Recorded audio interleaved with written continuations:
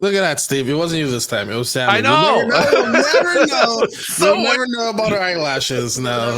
You, We'll never know. Marcel, have the worst timing. Oh my God. Worst timing ever. I started the timer. No one said nothing. Sammy waited until literally 2 seconds left, and she's like, "Hey, don't give it that. Don't give it that." You were like, well, we're gonna start recording, and then they're like, "Oh, are you gonna add the Marvel news story?" Yeah, I'll add that right now. And then all of a sudden, it's like a few seconds later, then the countdown starts. Don't put that bullshit. I'm not making it a thing. Like as soon as he's about to record, be like, "And the secret is," and exactly. Yeah, I know. I'm pretty much at this point. You have no secrets. Get out of here. Oh, I got secrets, my friend. Yeah, you got nothing. Welcome to another episode of Gaming Podcast, episode 73. Envoy Steve, how's it going? Good. Yeah, I just got back from DICE last week. That was a ton of fun. So that's fortunately why I couldn't be able to make it to last week's episode. And then it was weird because it was like it was roughly about in between 36 and 48 hours. Within 48 hours, I went to like 2 game awards with DICE Awards and also the Canadian Game Awards. So that was a fun way to end the week. So anyway, how are you guys? I'm doing good, but Sammy, how about yourself? Is this not your first episode this year, is it? It's last week is Steve's first episode last week. I was definitely on one this year, so it might be my second. You remember. Let's just say this is the first one. Literally, like 6 months ago, 2 years ago, 5 years ago, it's all yesterday for me in my brain right now. Fair enough. I've been busy working, writing. We've had a bunch of events that we're going to talk about today. Saw the monkey yesterday with Marcel. Yeah, I saw the monkey yesterday. Oh, how was it? It's marketed in a completely different way than the actual film is. So like that could be a good or a bad thing. It was a happy surprise for me, but I enjoyed it. That's what I would say. I enjoyed it. Yeah. Okay. What about you, Marcel? What have you been up to? I'm just here. I never leave this spot. Well, I mean, no, you're selling yourself short. Yeah, a big to do with the Canadian Game Awards, my friend. That's our first topic. Yes, finally the Canadian Game Awards. We can finally talk about it. It happened this past weekend. Good little segue there. Happy to see all my lovely friends here and people in the industry. And you know what? What did you guys think of the show? What's your feedback? What do you got? What do you got? Do you want to start, Steve? Do you want me to be honest? No, I don't care. Okay. I was just an adjudicator, but all feedback is good feedback, right? No, I meant like it was definitely way better than last time. I'll just say that. That's fair to say. Absolutely. The fact that it ran smoothly is a high bar. Absolutely. Huge shout outs to the TIFF and I believe International Film Students is a school or no way. helped out with it as well. Yeah. So that's cool. So they helped out a lot. Yeah, especially with younger people. Yeah. Very cool. Yeah. It was a good show. Definitely good turnout considering the snowstorm that was happening. Yes. I thought it was going to be a little under attended, but no, it turned out it was great. A lot of people there were to accept their awards, which was pretty awesome.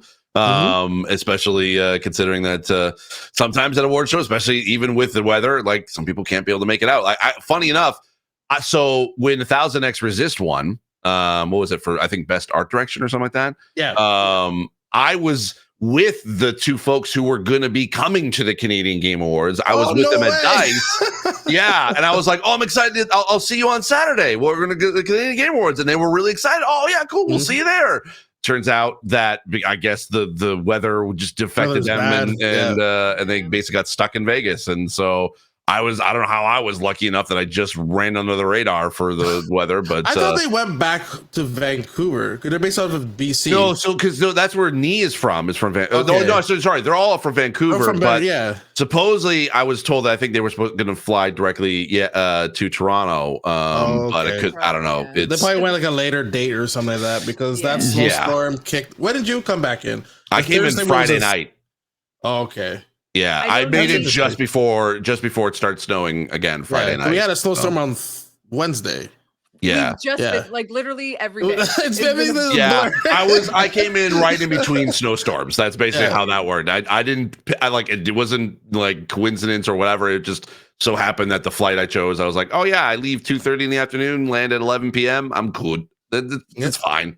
So anyway, but yeah, no, it was a good event. I really thought it was great. Dapper and Naomi were fantastic as hosts. Did an amazing job. Not as much humor as I would have wanted. I would say like Dapper kind of held that down, but we needed more humor in that show. I think it's because people were more like, okay, let me just stick to the script. But I feel like for next time, people could be like, okay, you could be a little loose of everything. Like I give the shout outs to the girl who was, I don't remember her name, if you remembers, but the one who was from Game Loft.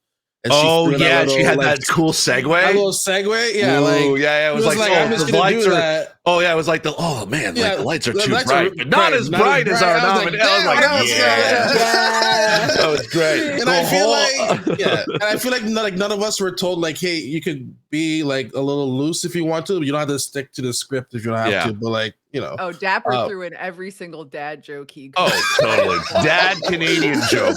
Yeah. Dapper is such a dad, that's for sure. Like I feel like that. Like I feel like that Dapper is like the video game version of Brittle Star. If you know who that is, like the Canadian. He's 100% that dad. I will say from my side, obviously you have to compare it to the last one we had. Absolutely. If the last one we had been successful, it would have been a phenomenal show. But I think because they really had to like tear it back and start from basics, this year it went smooth. Everything ran perfectly. It was good timed. Production was pretty good. And I think now there's nowhere to go but up, which is really good. So I applaud the team for putting in all the work. I know you and Steve worked super hard on your little part as well. Well, not little part. It was a pretty big part. Pretty big part, yeah. Well. Yeah. And I also appreciate that, like Carl talked about, I liked the Canadian history segments that Naomi, I'm pretty sure, did the VO over. But then also Carl took the time with that video to be like, hey, this was then, this is now. Thanks for sticking by.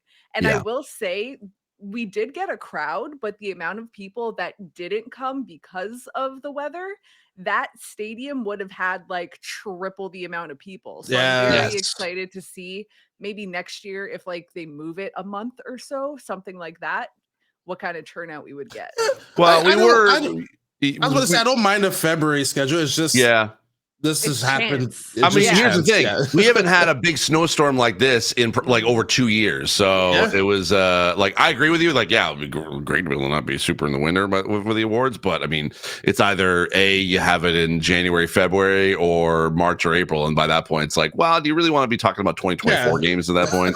So, but I see your point. I totally understand. The other one was in April. It was in April. That's true. Yes, you're right. I forgot. Yeah.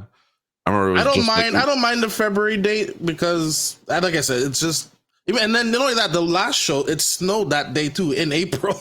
Like it's just some kind of like I remember wearing a dress and I didn't need a coat. I was just like, oh yeah, but it snowed after like the show was done. I'm like, what? It's snowing? And like, what's happening here? But like, you know, it's a chance. Being in Canada, it's a chance of snow every day. You know, like it's going to happen. But no, I found the show overall was great. A lot of cool first looks as well. I do like the fact that he gave some developers a chance to like, hey, here's our game, which they just announced 2 weeks ago. So it was fresh news as well. And in Canada, like it seems like a lot of people were excited about the industry as well, which is what I guess the main the whole idea or the whole goal is for the Canadian Game Awards to be like, yeah, you know, we have a big industry here. Let's cherish, champion that and everything. So definitely a step up. Big overall, I must say. So congrats to Carl and the Canadian Game Awards. And were you surprised by the winners, by the way? Here and there. Yeah, here and there. I mean, I would say like it definitely wasn't a tunic winning 90% of the awards, but I will say that I would have loved to see a little bit more of a variety of nominees. But I mean, hey, I get it. It's like it's hard There's to only build so many Canadian main games as well. Yeah. But I think there was a good variety of winners, which was nice. Yeah. I really wanted Little Guardians to win something. I know, same. Yes. Yeah.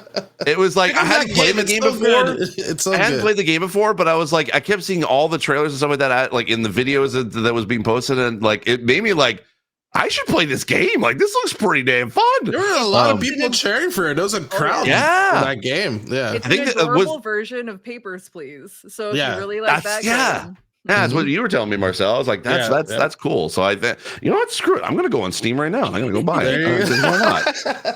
And if you want on your Switch, it's also available on Switch as well. Just, it's available. It's available. Just so you know.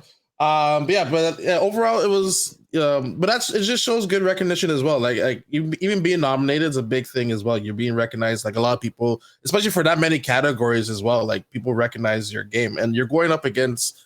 I mean, yes, Balatro, like that is the juggernaut of like 5 million copies sold, and then you're going up against a AAA studio, but like you were still among them as well. Like that's nothing to be upset about if you did a win or not. So, just congratulations to everyone who was nominated as well. So, with that being said, what's going on with good old Xbox? Apparently, people were Phil Spencer is going around. We gotta get him on our show. Phil, we need to talk. We need to talk, Phil. Philly, yes. All right. We should. That'd be great. Because he was talking to Xbox Era. He's doing a rounds of interviews, and a lot of people are just asking him. What's obviously the developer direct. He was talking about, but mainly on. Are we going to be seeing the PlayStation logo or Nintendo logo on the Xbox show? He says, that he thinks that he has to be honest and transparent about where their games are going to be shown. As this is a direct quote. So I think it's being honest and transparent about where the games are shown and where eventually it has had the discussion last year for the June showcase. By the time we made our decision, we couldn't let all the assets done, so we felt where to have some of them in, and some of them in, and some of them out as well. And then other people were asking, like, he also mentioned that he's also done, basically pushing the Xbox, like, gotta buy an Xbox, gotta buy an Xbox as well. Now they're like, hey, if you want to play our games, they're gonna be everywhere, type of thing. So it looks like they're slowly going the Sega route. But yeah, they're still making consoles, so like it's more like the Microsoft Surface route. Like, hey, we have our computers. Yeah, we want our hardware. It's here. If not, pick up a Switch. Pick up. That's exactly the route that they're going. It's been successful for Microsoft. Like they make their own hardware, so they make their own Surface laptops and tablets and their own desktop computers as well, all in ones. And that's the market that they want to hit, and that's fine. They don't have to make a huge splash in that arena. They basically get the best sort of everything that Microsoft can offer as far as software. But I mean, they also actively promote that Windows is on every other laptop that's out there. So this is just a play out of Microsoft's own playbook for like they've been doing for decades. It's yes, they'll still make hardware, and I think that we will still see a premium basically play experience if you're on an Xbox console, but it's not going to be the only, like it is obviously not the only way to be able to play Xbox games. So I think honestly, for me, that gives the creators a lot more variety when it comes to selling their games. They're not locked into specifically an exclusivity contract, especially for indie games, when they basically what they need is sales. And it used to be an exclusive sort of thing where like, hey, you can be able to get all in one storefront and you put a lot of marketing behind it and that's it. But right now, with the way the industry is, basically that can't sustain a studio anymore, even like a smaller studio. So yeah, why not put it on Game Pass, PC, Steam, PlayStation, Nintendo, whatever? Because you can be able to get more money that way. You can get more sales, get more player base or larger player base, and yeah, it makes sense in sort of today's sort of video game market. It's going to be interesting to see if PlayStation's going to respond at any given point. Otherwise, they're just going to be in the same cycle. But they also don't really need to necessarily change right now. They can wait it out a little bit because they're winning. If you're talking console sales, so absolutely. What's going on, Camille? I think she's still plugging in. All right, yep. Sammy, what about you? I will say, like, ever since we saw the everything is Xbox. Sorry, if you're talking to me, I can't hear. Give me a second. All good. Okay. I will say, ever since like their campaign went like everything is an Xbox, we kind of saw that shift. Like, yeah, it's fine. You don't have to have an Xbox, at least still stay within our ecosystem, play our games, enjoy the experience. So I think it kind of makes sense for Xbox to move in that direction. And like Steve said, if you are an Xbox person, you're still going to be buying those consoles. So at least they didn't stop making them. Is there a world where maybe they stop making them? I don't think so. Yeah, but it's just like I know it's just weird that they're doing this because it's like this is going to be their best year. Like they have Avowed that came out. All the Worlds 2 is coming out, like what, like Fable. What I don't even know how many other games are from them are coming out as well. But this is the year. Like it seems like every month is coming out, and it just seems odd to be like, oh, we'll go play it elsewhere. like you'll think like, okay, this is the year that, because the problem from the previous year was that there wasn't that many games on Xbox. It was just like one in every other quarter or something like that. But now it's just like every month is an Xbox game coming out. You'll think, all right, this is the why you need to get an Xbox. Like, yeah, but so what? I feel like that was like the whole. I mean, it's not a whole. I think I understand they want like you get more money and everything. It just seems odd to I feel like they're wasting money on the Xbox console now. Well, I think they're future-proofing themselves because sure, it might be a good time now, but what about 3 years from now? What about 4 years from now? And to avoid massive layoffs, this could be a good route to go. Yep. I think if the roles were reversed in that, because right now we are in that sort of role reversal a bit because we're at a point with PlayStation where they're not being able to release a whole bunch of games like they did a couple years ago, whereas Xbox at that time wasn't able to release a bunch of games, but now Xbox is. So we're kind of in that. I feel like I know people want to be able to kind of forget about the pandemic and think that it's not affecting games, but in reality, it has. Like it had a much more long tail of effect than we actually realized. Because now we're at a point where Xbox games are finally starting to be able to come out, that ones that would have been come out during the pandemic times, whereas PlayStation had a bunch that were all ready to go but now they're at a point where they don't have as many games. So we're still kind of like that's still affecting everything. And so we can't really say for certain whether or not one strategy is working over the other. But I think right now, like as you said, like I think this is going to be Xbox's year as far as software, as far as games is concerned. Because you're right, like they're going to have basic games are going to be coming out almost on a monthly basis. But also it goes I think at this point, Xbox and Microsoft, they don't care. They're going to get their money no matter what. Like it's going to be on PC, it's going to be on PlayStation, it's going to be on Switch, what have you. Like it's on your Samsung TVs and everything. I mean, if you want to use it, I know it's basically a very American sort of way to say it, but hey, money's green and Xbox is green, baby. So they're gonna win. They're gonna win in that regard. Sammy, by the way, you're not Sammy. Camille, your camera's out. By the way. Yeah, my cam link doesn't work. I don't know. I don't know what's going on, so I'm just gonna switch to my other camera. But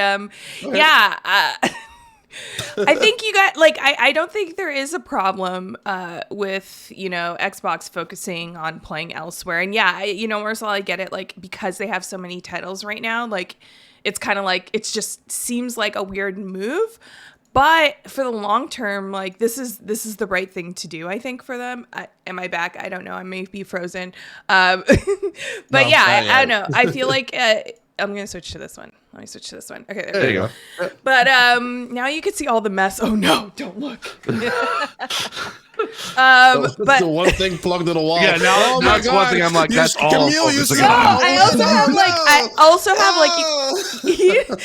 like if you're troubleshooting something, you just throw cables everywhere. So I have a bunch of like HDMI, micro HDMI cables, and then my old graphics. Oh yeah, that's why I'm like, you don't look into this corner of my office. It's just all over the place. Right behind. Yeah, you're talking to a bunch of content creators, and you're supposed not to have boxes. I'm just all of that. Yeah. It's like, don't. But yeah, no, I think it's like it's the right move for them right now. Like, you know, they don't want to be caught up in another instance where it's like, okay, we're kind of slowing down the releases of like Xbox made games, or if there's delays that need to happen, and we're not at. I don't think they're at a point to really survive that alone, like just with the console. So I think it's a smart move. Yeah. Yeah. Yeah, I got nothing else. I mean, I'm gonna be buying their games regardless of where they go. So like, I just know there's a lot of people. I guess it's just like the old format of like exclusive systems and everything. It's just, you know, it just times are changing now. That's just no longer the norm anymore, and people have to accept that now. So I am more than willing to accept that. Yeah. I need PlayStation to get on that because Yes. I need PC on release day.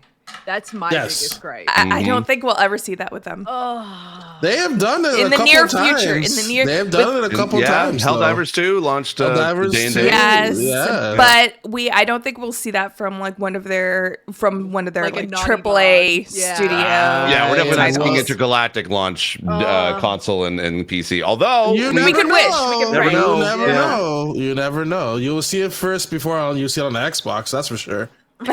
I mean, guaranteed. So- We'll probably say the next Final Fantasy game will probably come day and date on. Oh, that's on not. PC. They already confirmed that. Yeah. They're like, nope, we're done. PlayStation, no more.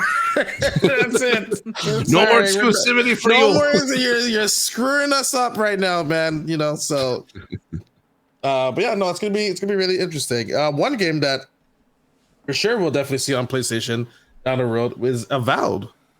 Steve, Mr. Envoy, what did you think of it? Yeah. Am I the only one who's played it so far here? I played it as well. Yeah. I have to play it. I was away in Boston when I got my review copy, so I have to jump in. So Okay. I'm curious. What should I expect, Steve? So I will say, if you're very much into a nerdy ass RPG, this is 100% that nerdy ass RPG.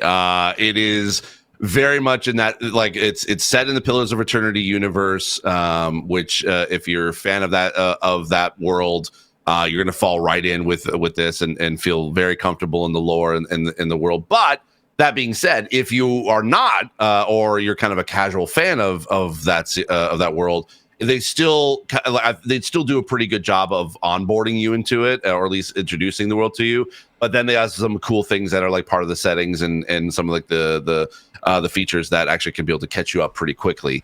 Did you play that one, or out of curiosity, or okay? Nope, I never didn't did. either. Yeah, so Okay. this is my first foray into this. So what I appreciated, actually, this is kind of a neat feature that was, I think, designed for accessibility, but I think should just be in RPGs in general. So whenever you are in having in a dialogue conversation with any NPC, you'll notice that when in the subtitles you'll see like specific words that are highlighted in blue. If you hit X on the Xbox controller, you can not only be able to bring up a conversation dialogue history of what you just. So if you're like, wait, what did that person just say? You can go back and reread it. Mm-hmm. But also, any of those words that are highlighted in blue, there will also be a little lore blurb, like a little mini paragraph of what that word is, and in relation to what, like, where you are in the world, or what that thing is, or what event that is relating to. So that way you don't have to go through the settings or the in-game menus into the journals and the lore books that you see in other RPGs to try to find that info. It's just right there, right then. And you don't have to, it's so perfect. It's like, it's great for those who have, you play the game and then you like leave for like a little bit and come back and like, wait, what is a god like again? What is that? What do you do with that? And you can be able, that'll always come up in the dialogue tree no matter what. I will say, I think that I'm enjoying what I've been playing. I think probably because of the setting, I think I enjoy maybe Outer Worlds a little bit better.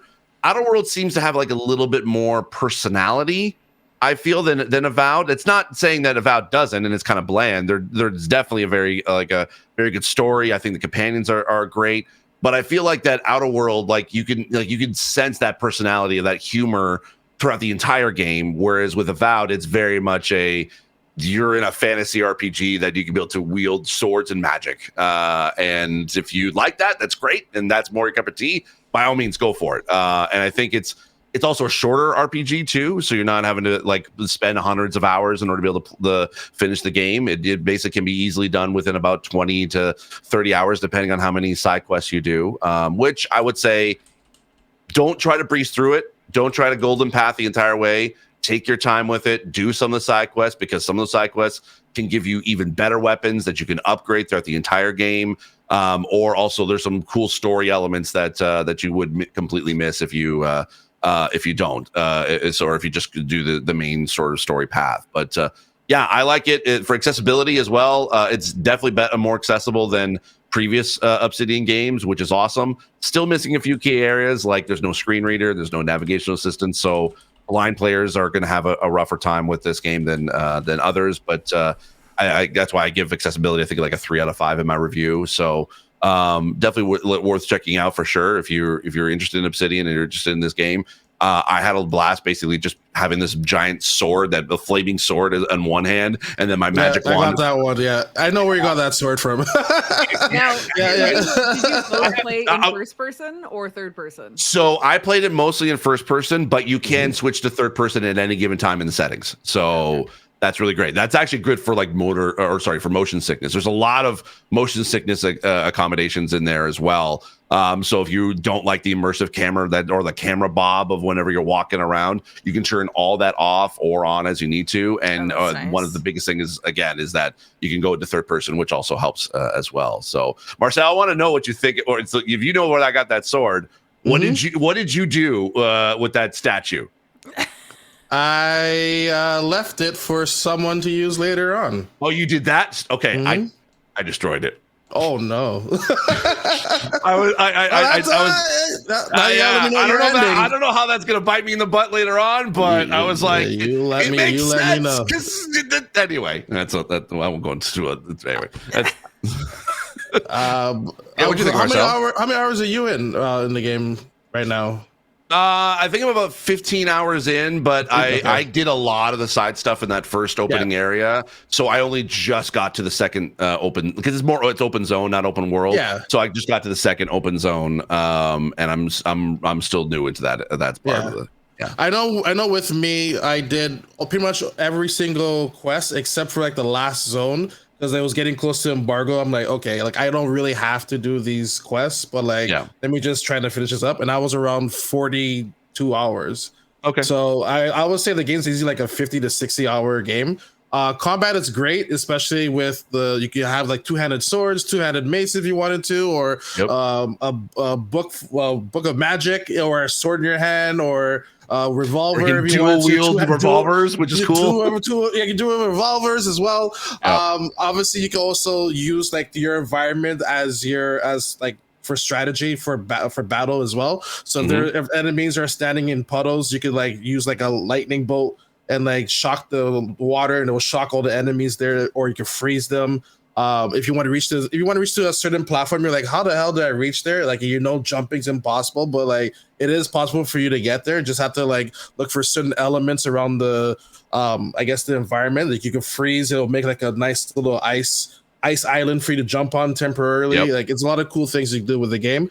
I like the writing. I like how the characters kind of like also just naturally like interact with the world. Like you will climb like a massive tower or anywhere basically. You like, I'm just using a tower for example, and like the music will start like amping up, and like just for you like reaching that high point of that tower, and then next thing you know, like even like your companions are like, oh wow, what a lovely view this is, and like you see them like leaning over and like looking just looking around the whole environment. Like it's pretty neat, just how like just seamlessly they do that. The writing is also pretty funny as well, and it can go from very like extreme to lewd to like serious. Like it's just like the writing is really good, and you can just be like like a great hero, or you can just be a pure jerk to someone if you want to. It's like, true. Oh, would you save me? You're like, no, I'm just gonna attack you. You're like, why? Wait, why? What the hell is going on? And there's achievements for it too, which is hilarious.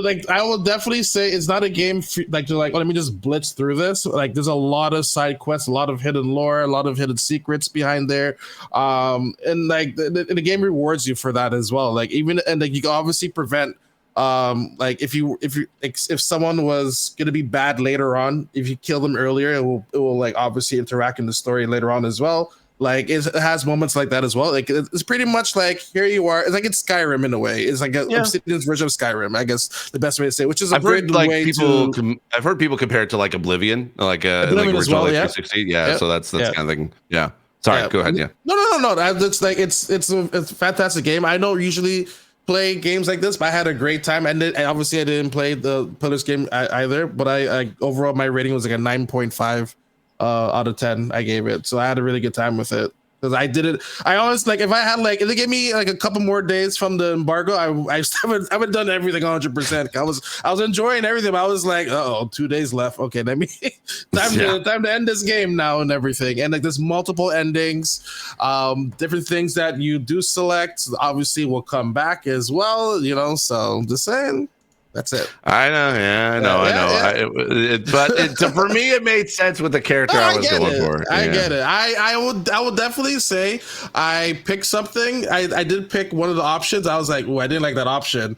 So that I did redo it. So I saved Scum a little bit. Yeah, at that moment I was like, okay, I can save Scum. Yeah. I was like, let me go back to my choices. I don't like that one. Yeah, but even with that quest was pretty funny. Like how like the writing was and everything. Like the guy would be like, like we gave him a hand and hopefully he gets a hand later. I'm like, what is this writing? What are we doing? Yeah. Also, the voice actors are great. Garrus from Mass Effect's in this one. There's also Gianna from she's Storm from Marvel Rivals. Yeah. So I will say though, this is a thing you picked up on. I found that the companions though weren't really as interesting as like Outer Worlds was. They were right. I was like, okay, but I didn't really fall in love with them as I have in other like companions with the other RPGs that I've played.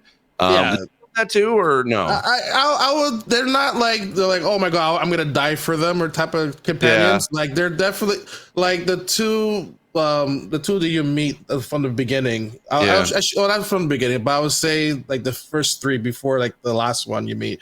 Only two of them I'm like, okay, like I kind of like these people, but there was one I'm like, you're too grumpy for me. I don't care for you. Yeah, okay, I know exactly which one you're talking about. I'm like, I don't really care. You're like, why are you joining me? Like, it's just, You don't figure out why later on, but like, even I'm like, but why are you mean to me for? Like, I didn't do anything to you. Any other questions, Camille? No. Or Sammy? I just can't wait to play. I haven't had a chance yet. So. I know. I have to hop into that probably today or tomorrow. There you go. Available now on Game Pass as well if you want to pick it up. Really, really good game. Like definitely, like, and then not only that, they're coming with Outer Worlds 2 this year. I know. Like, Obsidian, man, they're like killing it. They're Xbox's answer to Insomniac Games. Like they could just put out games like crazy. So I mean, that's all. I'm all for it. That was probably the best pickup Microsoft has done. Honestly, yes. The I think that was a very solid. People talk about as well. Yeah. Actually, funny enough, I got to meet Josh Sawyer at DICE last week, and he was a cool guy to talk to. So, don't know Josh Sawyer. He directed Pentiment. He's one of the directors over at Obsidian, and really, really cool dude. I like talking to him. He was So they've got some good folks over at Obsidian. What did you think of the godlike features? Because I will say the mushroom one, not my favorite. It's just reminded me of clickers. I was like, is this Last of Us? Like I don't feel right with when you when you're creating your character and that. Yeah, I don't want to have a mushroom in my head. So here's the thing: for those who don't like, if you look at because there as a god, like you basically get a whole bunch, like you get these like little like weird sort of fungus mushroom thing that kind of grows on your head or on your face, and you can have the option to turn it off, so you don't see it on your character, but NPCs will reference it and they'll react to it as if you did have it on you. But yeah, I kind of went with the one that was less obtrusive. Like I went with the one that kind of like it was like basically little fungi sort of things that growing out like in slats like across the head, so the hair kind of covered up a little bit of it. And so I did that way, and then basically like these kind of like really cool scars on your cheeks. But yeah, that was it. I was like, none of them really appealed to me that much. Made it look weird, but yeah. It was definitely you look like you're basically on the beginner stages of being a clicker in The Last of Us. That's for sure. It just like, and then what's hilarious is that like I thought like this is gonna be a world of just like humans, and then you're the only one with different features. There's people who look like reptiles, and I'm like, why am I so different here? Why am I like, whoa, this guy's scary because he has a branch coming out of his head? Well, I'm like, that guy's a furry. So what's the problem? I don't know. It's weird. It's weird, man. It's RPGs. It's fantasy. It's whatever they come up with. They need to get with the times. Okay, that's all I gotta say here. Okay, it's 2025.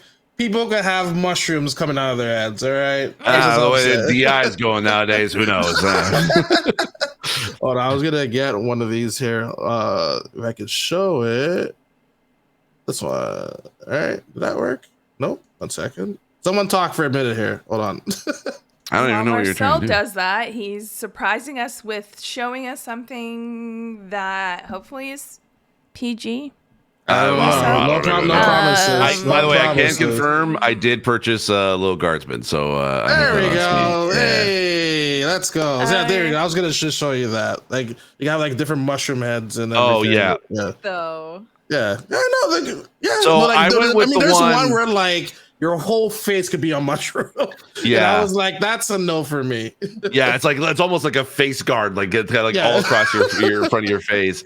I went with the one that was in the bottom middle. That those sort of like it basically it's kind of like if you have like decent hair, it actually can be able to cover up a little bit.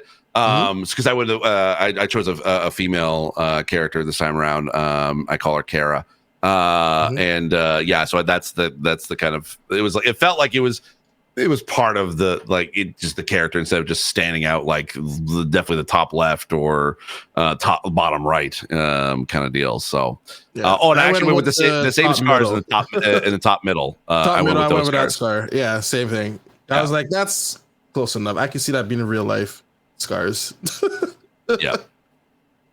So go. It's weird, but you can turn it on and off if you want to. The only thing is though, just as a heads up for those who are jumping into it, unfortunately you can't change it once you've created your character. Yeah. There's no like transmog or no like mirror you can go to. It can change your look of your character. You basically whatever you get created at the beginning, that's what you're stuck with.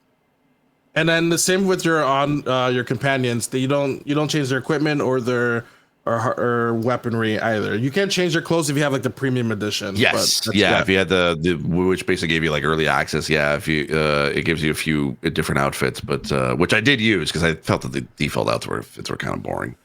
I will say the hair texture looks A+. Yeah, it's really good. It's really good. I love it because it's like when you're sort of like when you. I love it when a game allows you like when you're rotating your character, the hair reacts to it. So the hair kind of has that natural sort of like bob as it sort of like flows across the as you're turning your character around. So I thought that was kind of cool. The way that the hair reacts is pretty neat. Yeah. So overall fun game. Really highly recommend if you want to dive in. If you want to try like a Western RPG for sure. Dive into that one. Another great game that is really successful, Marvel Rivals, just laid off half of their team or some majority of their team. What's going on with this? I don't know, man. Yeah, like you can't win.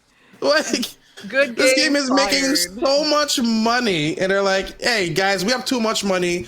You're all fired." So far, it seems as if it's the Seattle office that's being affected. It's not the whole team, but again, it's like from the game director down, and I just it just baffles my mind, man. Yeah, I'm glad to see like some of the people have had a sense of humor about it, but like it's such a sad sense of humor that like why is this reality right now? Yeah.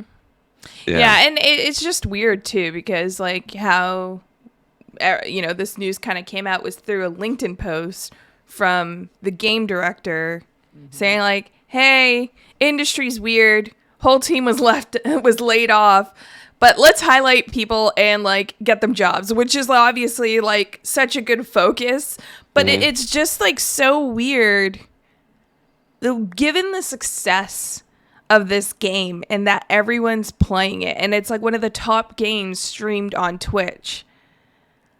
It makes sense. I also want to add, they just released 2 new characters the same day. Yes. Yeah.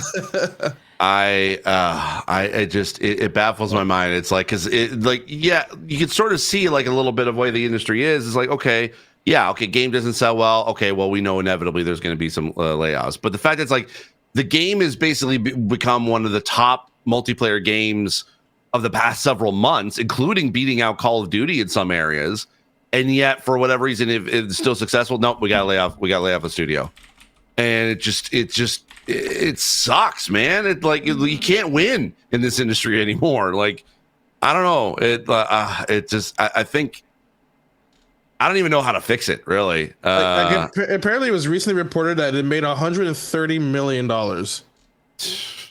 And they couldn't keep that studio alive. Although there was one idiot I saw online that was like, well, maybe they were too expensive, living in Seattle, or the developers cost too much money. I'm like, that's bullshit. If you're making 130 million, you basically could take $1 million and you could get 10 people $100,000 salary out of that 1 million, out of the 130. Like that's bullshit. Yeah. Make it make sense.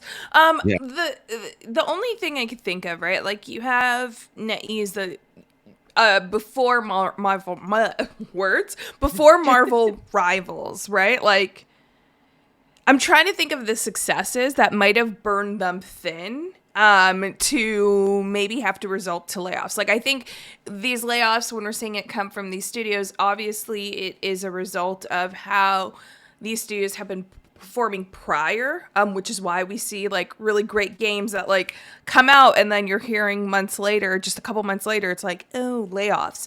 But it's so concerning because obviously it's like, I hope these teams are getting some, explanation, because obviously they're putting out, like, these devs are putting out great products. They're putting out great games that people love.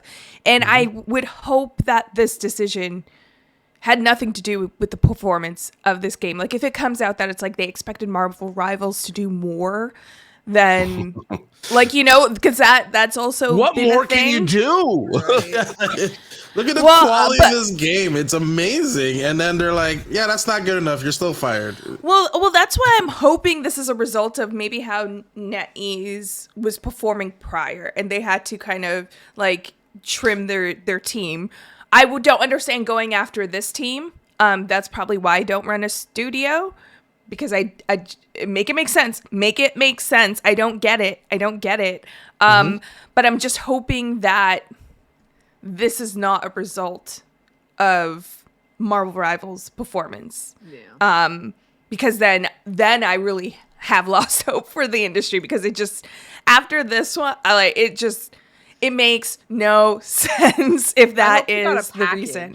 If there was no severance involved, like, that's criminal for all of these people. Oh, absolutely. Involved. Yeah. Yeah, and I get like the industry opportunities unfortunately are shrinking, and we're still trying to make sense of why. And I think we will see hopefully, fingers crossed, maybe my optimism, in a couple of years, those jobs open back up. But I also wonder, like, how much of this is also, and I'm not American. I follow some American politics, the highlights, but I'm not an expert.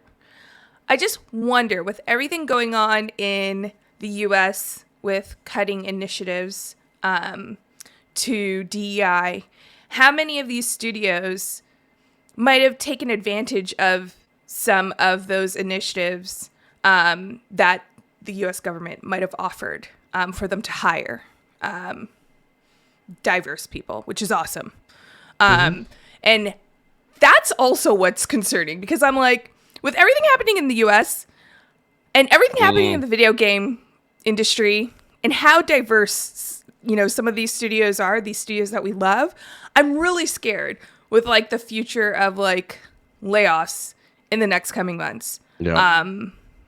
Especially like as you bring up a good point, because now I'm thinking about like any sort of international company that has a studio in the US. So we're talking Square Enix, we're talking Nintendo, we're talking Ubisoft. Actually, wait, no. Well, they still no, because the San Francisco was their only US office, I think, and that's gone. Like they did XDefiant. XDefiant. Okay, yeah, that's right. Yeah, that studio's gone. But I mean, yeah, like EA, they've got like the studios. I think it may more affect probably like Japanese companies that are in or China companies, essentially Chinese companies that are in the US. That potentially could, as I said, could take a hit. And NetEase is a Chinese company. It could basically be like, hey, we're pulling all Western studios and we're just only focusing on development in China from here on out. Which you're right, like it could, what has to happen in the US, it just could be just a preventative measure before it could get worse. So it's a lot of things are up in the air, and man, I just don't know. It's like, I came off of like going to DICE, and I felt kind of pretty confident. Like I heard like from a few folks that people were spending money on games now from investing into games, not as much as it had been in previous years, but it was like you were starting to see that like momentum shift back again. Like we were starting to see more people spending more money on games, and it's like we take one step forward and then we have to take two steps back. And I don't know, we could be facing even worse year than previous years. I don't know, but it's too early to tell, at least in 2025. And the way that it's going right now, who knows? Yeah, I just hope that we get some clarification. Well, firstly, I just hope that, everyone who's laid off, they put out such an amazing product and obviously very talented team. I hope they find, opportunities within the industry soon. But I'm also just really curious to what this means for Marvel Rivals. How will this affect the development and maybe schedule content coming to the game?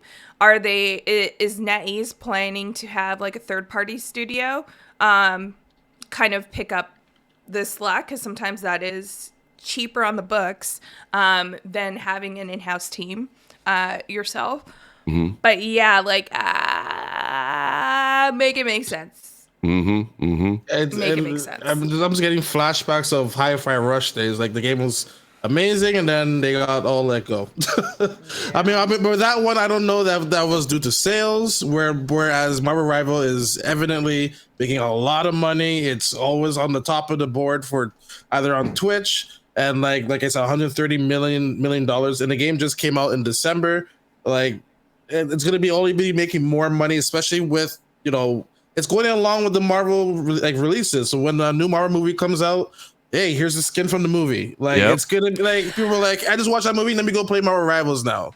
They got rid of the game director. Like I'm trying to even think of in terms of development, like the team that might have been more responsible for getting the game ready to go live, right? Like obviously none of this makes sense. But maybe I could be like, okay, sure, if that team's like not necessarily solely focused on live service elements of the game, right? New content and stuff like that. But the game director? Like a core member of the game. Yo. Yes.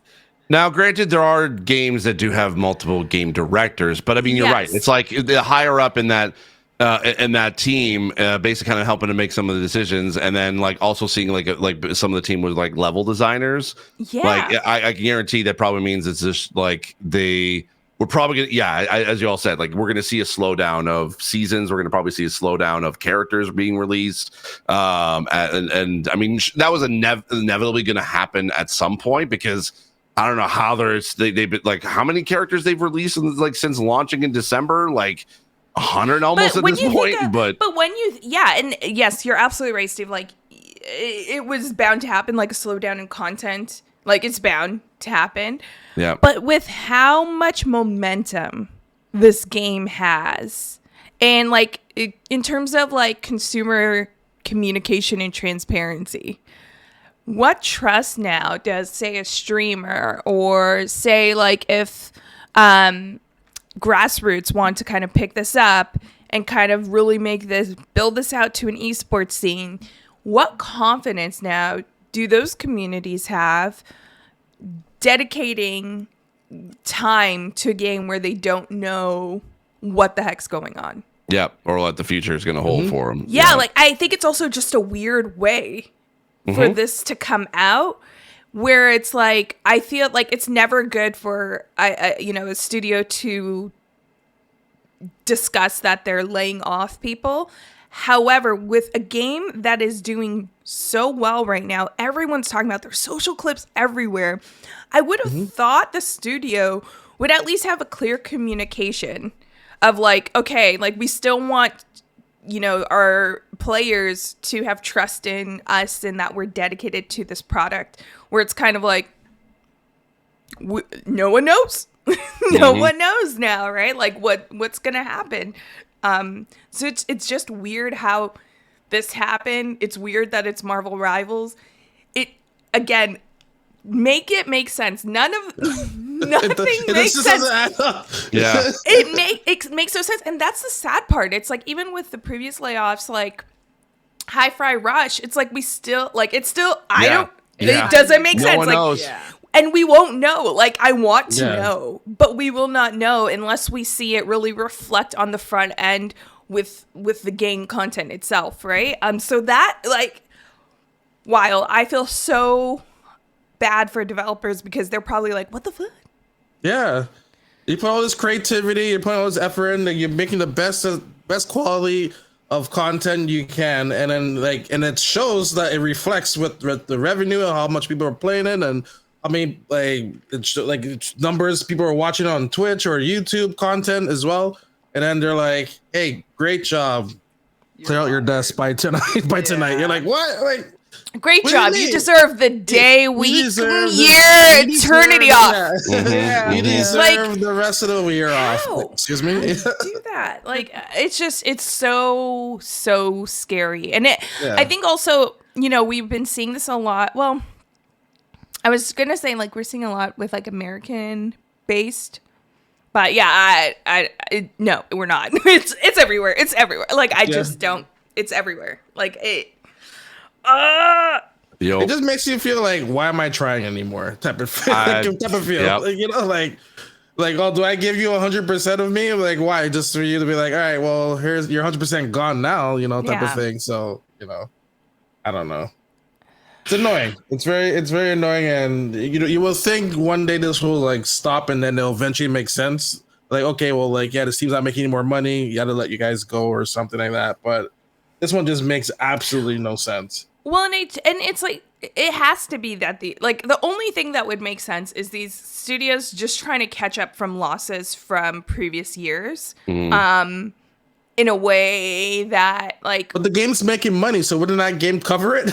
No, well, no, not necessarily, right? Because movie studios have lost how much in the box office, but they're like, all right, well, then this next one will make us more money. Yeah, but in terms of like the cycle of video games and how like it's kind of different, like how money shifts, right? So like, yes and no, but yeah, like that's the only thing I could think of. And also, we don't know what the cut Marvel's getting out of this. You got to remember, like that $136 million or whatever, or how much it's like.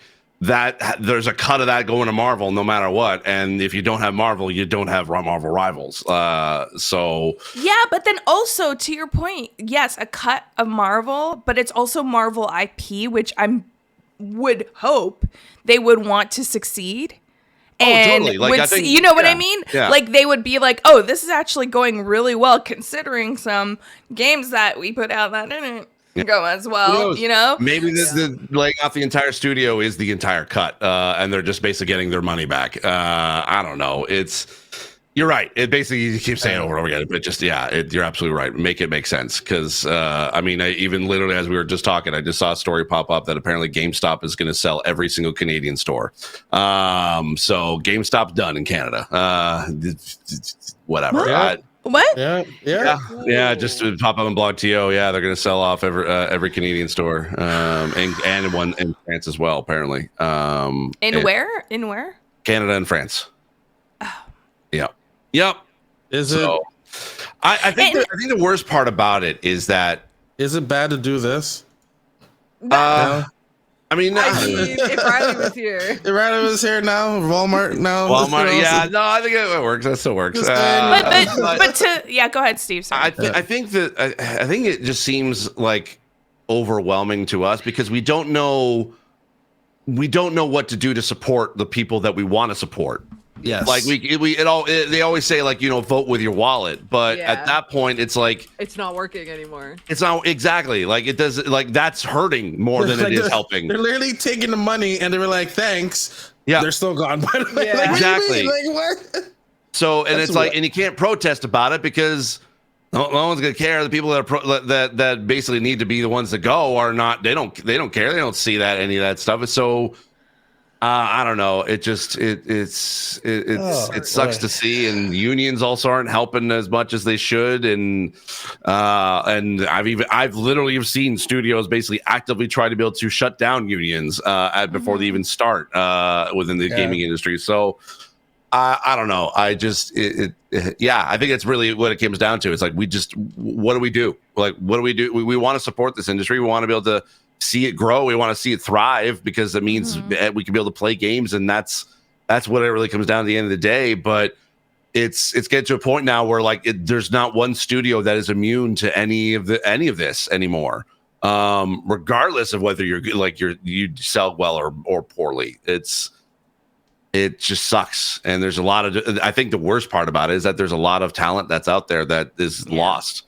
Not only just trying to be able to find a job and to live, but they're probably gonna have to. There's probably a lot of people that have left the industry because of it. Yeah. So, and that's the worst part because we don't get to see their talent and continue to go and to grow and to make what could have been our next favorite game of all time. So, I think that's just in general how the world is. It's like, what do we even do anymore? We there's no path for us to figure out how to be able to what do we do? What do we seriously? What do we do? Hey Blizzard, if you have any openings, take on that Marvel Rivals team for Overwatch and yes. Oh god, insane. You get a whole studio and a director. Yeah. I don't know where I went. I'm sorry. Yeah, this GameStop one is very it's very interesting. Oh my god, they changed the EB to GameStop. Yeah, to GameStop. Yeah. Well, they were still owned by GameStop. It's just that they had their names were just EB Games in Canada. So I mean that was inevitable. I think it's at a certain point, but it just sucks because I did like going to GameStop and seeing what's there, and even though I was like, I have all these, but it was still, I still like going in there. Yeah, and a lot of times we're getting digital games, or like it's only the few Nintendo games I'll get physical copy, which I'm trying to figure out what would I would be going why would I be going into EB Games half of the time? But I'm like, well, I just get a digital now. Yeah, but I go there for gifts too. Yeah, where are you gonna buy your Pokemon sushi set now? Or your mugs. Yeah. I had even a bunch of Magikarps. That's what you're doing. You're eating Magikarps. for Christmas this year, I bought Astrobot and Indiana Jones for both my sister and my brother, and I had trouble trying to find like physical copies of them because I think I had to get one from Amazon and only one from GameStop because the other like Walmart and Best Buy were all sold out everywhere and physical copies. I was like, well, what am I supposed to do? Like, I can't just buy a digital. Like I always feel weird about like giving like my brother and sister, here's a digital code, here's a written like type thing. Like that's not a gift. Like I don't know. Yeah. It's hand me over your system. Let me type these letters and numbers. Exactly. Yeah. Although I will say though, watching my sister play Astrobot over the holidays, she's way better at that game than I am. Like, oh my god, like she's so good at that game, and she barely plays games at all. And yet she's like, it's like a fish to water. It's just she's so good at it. Actually, I haven't talked to her to see if she actually beat the game. I'm gonna have to text her. You need to tell her 5 new levels just came out. True. So I have to check if I still had GameStop stocks, and I don't. I'm glad. Oh, you got rid of them? I still got my gold card Prime membership. I still have my Edge membership. Same here. I have my Edge as well. What's going to happen to my points? Yeah. Wait, Sammy, did you buy stock when they were like during that whole like when everyone was buying GameStop stock? Yeah. Okay. I think if I remember correctly, when I sold, I did make like a little bit, not a lot. Oh, I know okay. some people who like day trading's scary, man. That's all I'm gonna say. It all seems weird. Any trading is scary. Like I know some people who lost like thousands, and I know like a kid who made like 20,000. And I'm like, what the heck? Mm-hmm.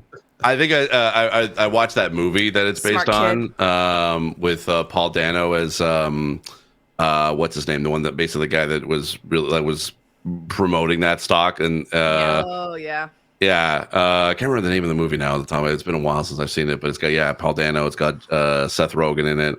And it's actually pretty good. It's a pretty decent movie. Like you would think it would be like kind of weird, but because it's like internet meme stuff, but no, it was pretty decent. What is it called, Sammy? Young Money? Dumb Money. Oh, I'm like, yeah. Has Seth Rogen in it, right? Yeah. That's right. Yeah. I know I had a chance to get into crypto.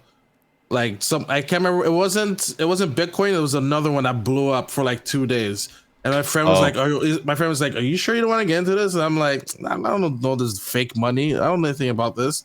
And then like he made like thousands of dollars, like so much money for like 2 days. I was like, "What is going on? It's fake money. I don't get it." I had a friend who literally built like a few like little mini server PCs with like it was like 3090s at the time.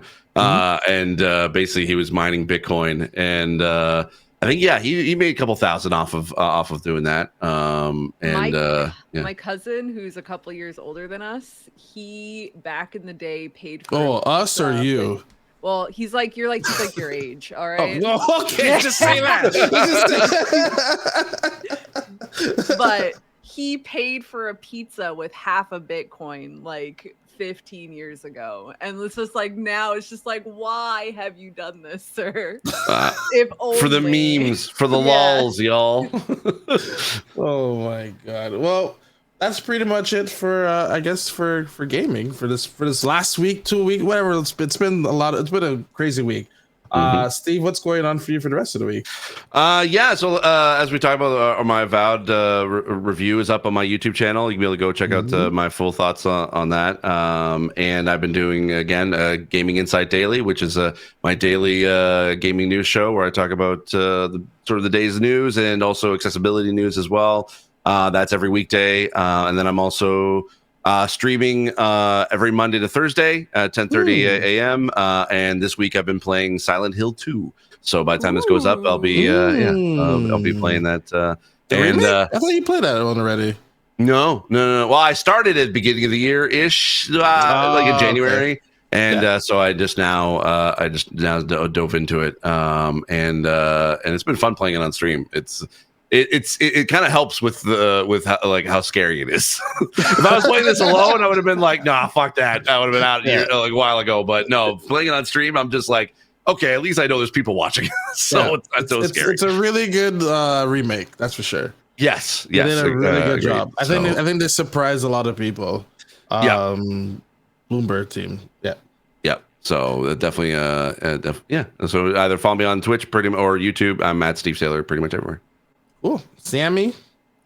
I'm surviving, really. Fair.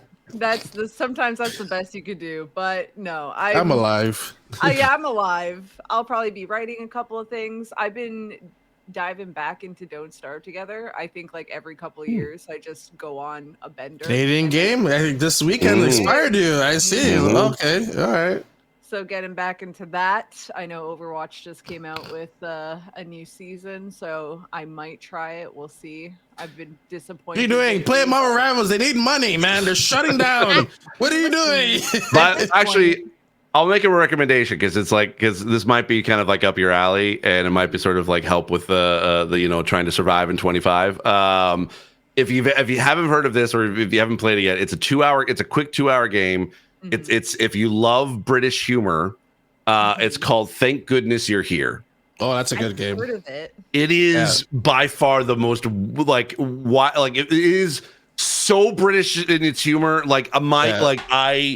It's absolutely. I laughed out loud several times throughout the entire game, and it is so it's wild. It's absurd. It's like what you're basically saying, what the fuck am I doing all the time? And literally the only controls you have is jump and slap. And I'm not kidding. You're literally slapping things and people, and it's hilarious. And pick it up. Like I said, it's a quick 2-hour game. You can get it done in one sitting, and well worth it. 100% well worth it. All right, 100%. It's in the Steam cart right now. There you go. Camille. I feel like I have to burp, but I'll hold it. Okay.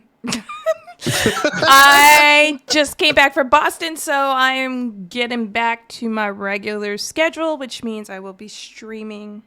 Yeah, what's sometime. wait, what? Well, hold on. What's up with that Rainbow Six Siege X? What's with that? Secrets.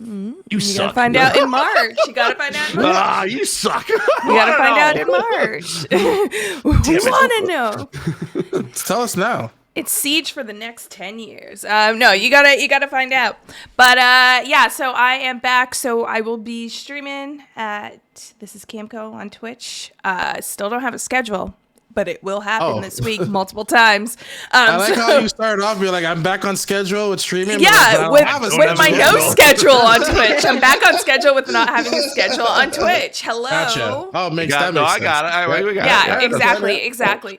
And yeah, I have the show I do with my friend Jackie called The Lobby every Mondays, which will come back on Monday. Yes, starting next week. Next Monday. Okay. Yes. Gotcha. Yeah. And then for everything else, you could. Oh, sorry. Sorry. Go ahead. No, you're good. No, this is you. No, this is your spot. No. I was just about to say for anything else, this is Camco everywhere. There you go. Perfect. For me, I'm also back to streaming. Back to schedule on stream because it just been. You have a schedule. I really don't actually.